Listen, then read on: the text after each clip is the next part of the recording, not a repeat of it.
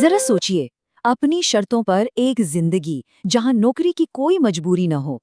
क्या हो अगर ये सपना जो सालों बाद पूरा होता दिखता है वो असल में बहुत जल्दी हकीकत बन जाए। ज्यादातर लोगों को तो ये नामुमकिन ही लगता है, लेकिन आज हम एक ऐसे ब्लूप्रिंट पर बात करेंगे जो दिखाता है कि ये कैसे, बिल्कुल कैसे मुमकिन है। एक सवाल पर गौर कीजिए, 40 साल की कड़ी मेहनत या फिर 10 साल की फोकस्ड कोशिश और मंजिल एक ही है, आज़ादी। ये सवाल हमारी पारंपरिक सोच को सीधी चुनौती देता है और आज हमारी बातचीत का यही तो केंद्र है। देखिए, ये कोई हवाई बात नहीं है, ये एक आजमाया हुआ रास्ता है। ग्रैंड सुबेटियर ने इसे सच करके दिखाया। बैंक में लगभग कुछ ना होने से शुरुआत की और सिर्फ 5 सालों में वो आर्थिक रूप से आज़ाद हो गए। उनकी कहानी एक बहुत ही पावरफुल रोड मैप है जिसे कोई भी फॉलो कर सकता है। तो चलिए, इस सफ़र की जड़ तक चलते हैं। इस रास्ते पर पहला कदम उठाने से भी पहले हमें असली लक्ष्य को समझना होगा। ये सिर्फ पैसे के बारे में नहीं है, ये उस चीज के बारे में है जो पैसा खरीद सकता है, और वो है समय।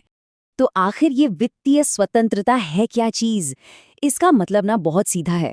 मतलब ये कि निवेश से इतनी आमदनी हो कि रोजमर्रा के खर्चों के लिए नौकरी की जरूरत ही ना पड़े। सोच कर देखिए, निवेश से इतने पैसे आ रहे हैं कि सारे बिल भर रहे हैं और अपनी मर्जी की जिंदगी जी पा रहे हैं, वो भी बिना किसी नौकरी के।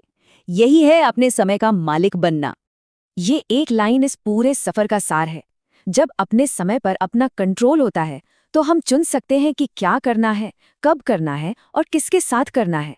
पैसे का असली नाम यही तो है। सवाल ये है कि इस आज़ादी को तेजी से हासिल कैसे किया जाए।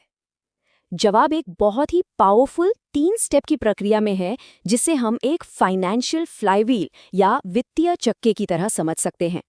एक बार ये घूमना शुरू हो जाए तो इसकी रफ्तार बढ़ती ही जाती है और दौलत तेजी से बनती है। ये चक्का 3 बहुत ही सरल लेकिन दमदार कदमों से बना है। अपनी आमदनी को ज्यादा से ज्यादा करना, उस बढ़ी हुई आमदनी का एक बड़ा हिस्सा बचाना और फिर उस बचत को लगातार निवेश करना ताकि पैसा हमारे लिए काम करे। आइए एक एक करके इन्हें समझते हैं। आमतौर पर सलाह दी जाती है कि अपनी कॉफी पर कम खर्च करो, लेकिन सबेटियर कहते हैं कि तेजी से पैसा बनाने के लिए अपनी आमदनी को बढ़ाना होगा, चाहे वो साइड हसल से हो, नए स्किल्स सीखकर हो या फिर अपना खुद का बिजनेस शुरू करके। कमाई की क्षमता को बढ़ाना ही सबसे पावरफुल कदम है। ज्यादा कमाना तो बस पहला हिस्सा है। असली जादू तब होता है जब उस अतिरिक्त पैसे को खर्च करने के बजाय बचाया जाता है। चलिए देखते हैं कि ये कैसे काम करता है और ये इतना जरूरी क्यों है। ये वो नंबर है जो वित्तीय स्वतंत्रता के सफर को सुपर चार्ज कर सकता है। 50%। अपनी आमदनी का 50% या उससे भी ज्यादा बचाने का लक्ष्य रखना। ये एक बड़ा लक्ष्य है और ये दिखाता है कि कितनी मजबूत कमिटमेंट की जरूरत है, लेकिन इसका नतीजा वो कमाल का होता है। ये ग्राफ दिखाता है कि वो नंबर इतना जरूरी क्यों है। देखिए, 10% बचत दर के मुकाबले 50% बचत दर के साथ आज़ादी पाने का समय कितनी तेजी से कम हो जाता है। ये सीधी साधी गणित है। जितनी ज्यादा बचत होगी उतनी ही जल्दी आज़ादी मिलेगी। ये दशकों के काम और कुछ ही सालों के काम के बीच का फर्क हो सकता है। लेकिन सुनिए, पैसे को सिर्फ बैंक में रखना काफी नहीं है। वहां तो वो अपनी ताकत खो देगा। उसे काम पर लगाना होगा, उसे बढ़ाना होगा। और यहीं पर इस चक्के का तीसरा और आखिरी कदम आता है, निवेश। निवेश करना एक पेड़ लगाने जैसा है। शुरुआत में बढ़त धीमी लगती है, लेकिन समय के साथ कंपाउंडिंग की शक्ति की वजह से ये तेजी से बढ़ने लगता है। जैसा कि इस टाइमलाइन पर दिख रहा है, लगातार किया गया निवेश समय के साथ घातीय रूप से, मतलब कई गुना बढ़ता है। कमाई खुद कमाई करने लगती है।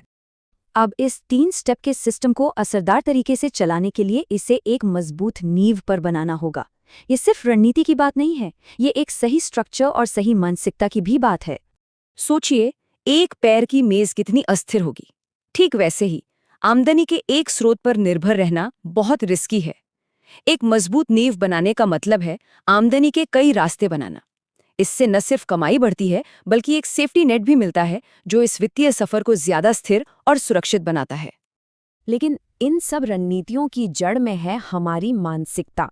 अगर ये विश्वास है कि वित्तीय स्वतंत्रता पाना मुमकिन है, तो फिर वो फैसले भी लिए जाएंगे जो इसे पाने के लिए जरूरी हैं। अनुशासन और लंबी अवधि की सोच ही सफलता तय करेगी। तो हमने एक जबरदस्त ब्लूप्रिंट पर बात की है। आमदनी बढ़ाओ, आक्रामक तरीके से बचाओ और लगातार निवेश करो। लेकिन ज्ञान बिना एक्शन के अधूरा है। तो आज पहला कदम क्या होगा? आज आमदनी बढ़ाने के लिए क्या किया जा सकता है? और आखिर में ये हमेशा याद रखना कि ये सब क्यों किया जा रहा है। पैसे का असली मकसद चीजें इकट्ठा करना नहीं है। इसका मकसद है आज़ादी पाना, अपनों के साथ समय बिताने की आज़ादी, वो काम करने की आज़ादी जिसमें मन लगता हो, और अपनी शर्तों पर जिंदगी जीने की आज़ादी। तो जाते जाते एक सवाल, अपने समय पर नियंत्रण वापस पाने के लिए आज वो कौन सा एक फैसला लिया जाएगा? ये सफ़र अभी शुरू होता है, चाहे छोटा सा ही कदम क्यों ना हो, पर शुरुआत आज ही होनी चाहिए।